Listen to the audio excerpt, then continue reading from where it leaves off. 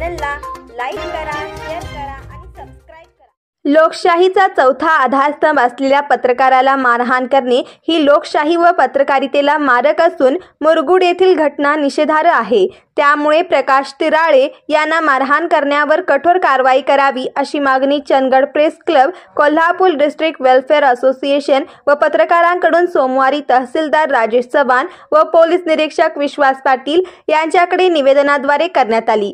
मुरगुड येथील पत्रकार प्रकाश तिराळे यांना गेल्या गुरुवारी राजे खान जमादार व त्यांचे सहकारी आफिस खान जमादार व संदीप सनगर यांनी मारहाण केली। त्यामुळे त्यांच्यावर पत्रकार संरक्षण कायद्याअंतर्गत तातडीने कारवाई करावी अशी मागणी सोमवारी निवेदनाद्वारे तहसीलदार चव्हाण व पोलीस निरीक्षक पाटील यांच्याकडे करण्यात आली। यावेळी या घटनेचा पत्रकारांनी निषेध केला। केवळ आकसातून एखाद्या पत्रकारावर अन्याय करणं, मारहाण करणं हे अत्यंत निषेधार्ह आहे।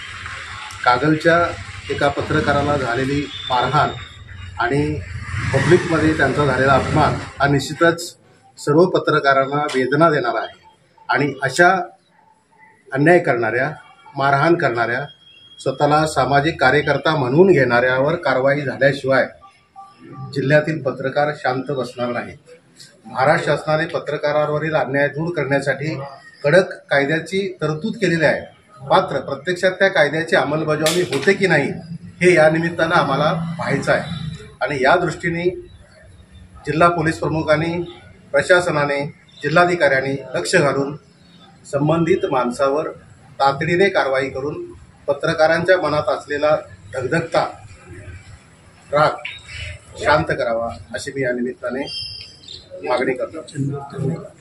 चंदगड तालुक्याच्या वतीने आम्ही सर्व पत्रकारांनी, प्रिंट मीडिया आणि पोर्टल व सर्व सोशल माध्यमाच्या पत्रकारांनी नुकताच चंदगडचे तहसीलदार आणि पोलीस प्रमुख यांना निवेदन देऊन